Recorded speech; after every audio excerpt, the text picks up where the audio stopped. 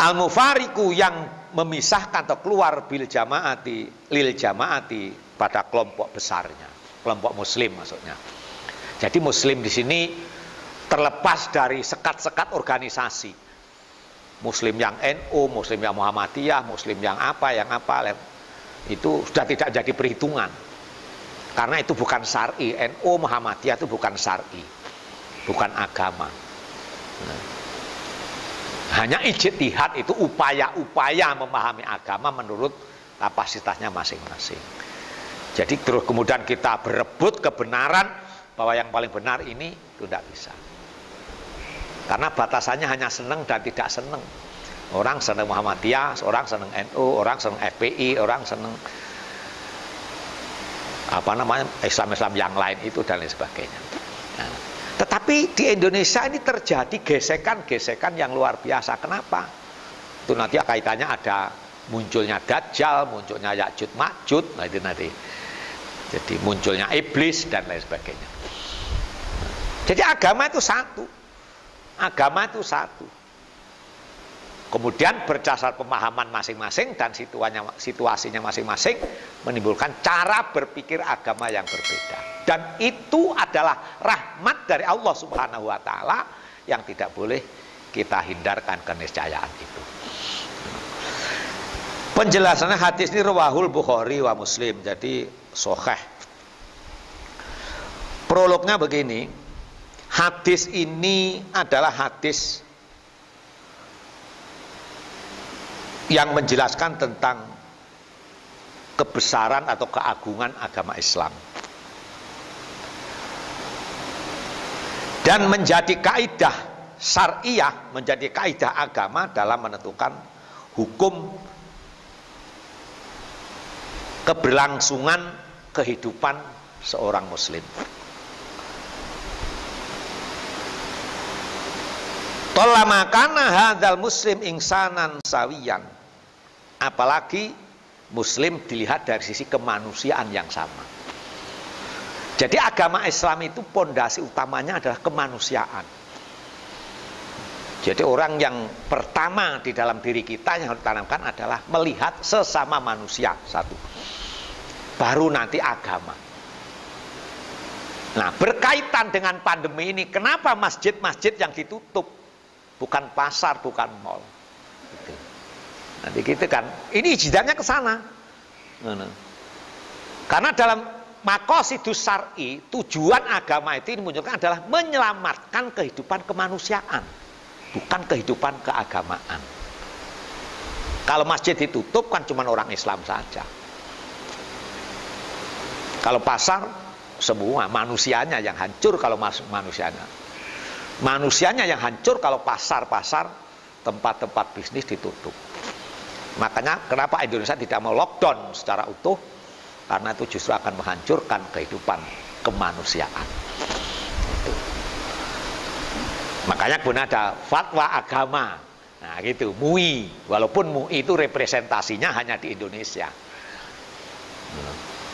Makanya anjuran, bukan fatwa harus ditutup. Sebenarnya kan begitu.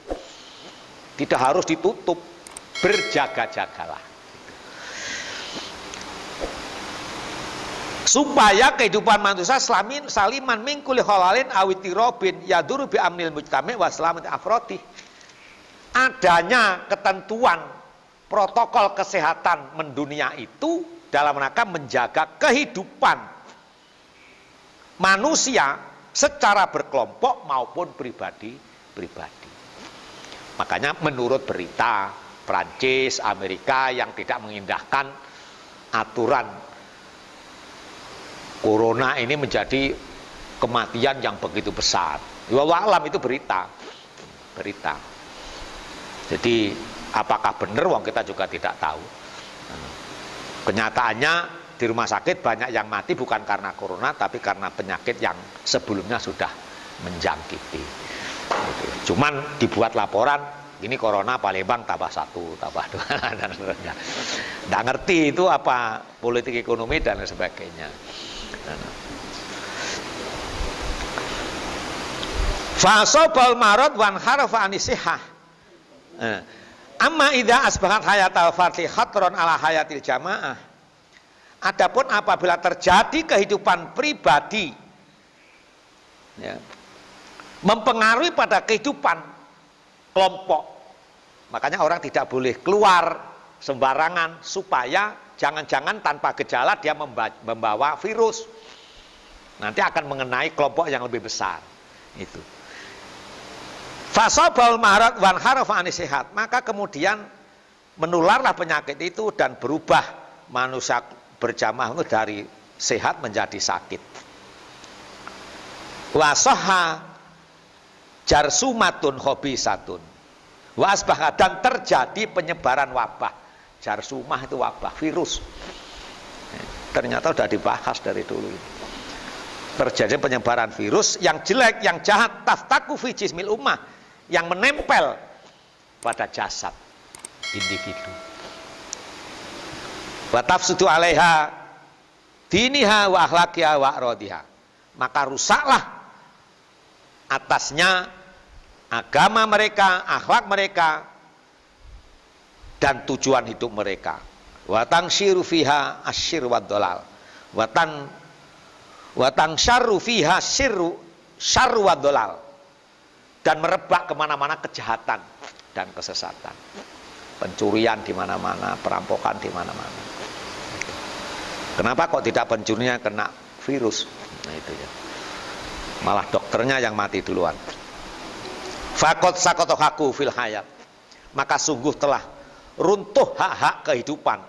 Wahdarau wujuduhu, dan hilang wujud kehidupan. Wajaba istiqsolu, dan wajib menyambung kembali liyahyal mujtamil islami fi amnin warohoin, untuk menjaga kehidupan kelompok Islam dalam keadaan aman dan sejahtera. Jadi aturan-aturan itu sebenarnya untuk menjaga kelompok yang lebih besar, bukan pribadi-pribadi. Nah, cuman ini kan ya karena semuanya ijtihadiyah, pembuktian realnya sulit dipahami oleh kita orang awam, maka yang terjadi ya seperti ini.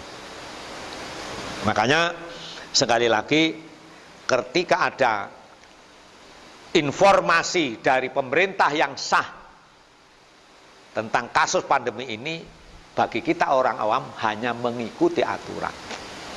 Kita kemudian tidak boleh menafsirkan, kalau gitu kita sudah meninggalkan Jumatan lebih dari 3 kali, kan menurut hadisnya kafir. Nah itu kan secara tertulis. Secara tertulis. Jadi kemudian bagaimana kemudian ada fatwa anjuran supaya orang-orang Islam ibadah di rumah, Jumatan di rumah, sholat id di rumah. Terus bagaimana ketentuan sholat Jum'ah yang begitu ketat dan lain sebagainya. Itu.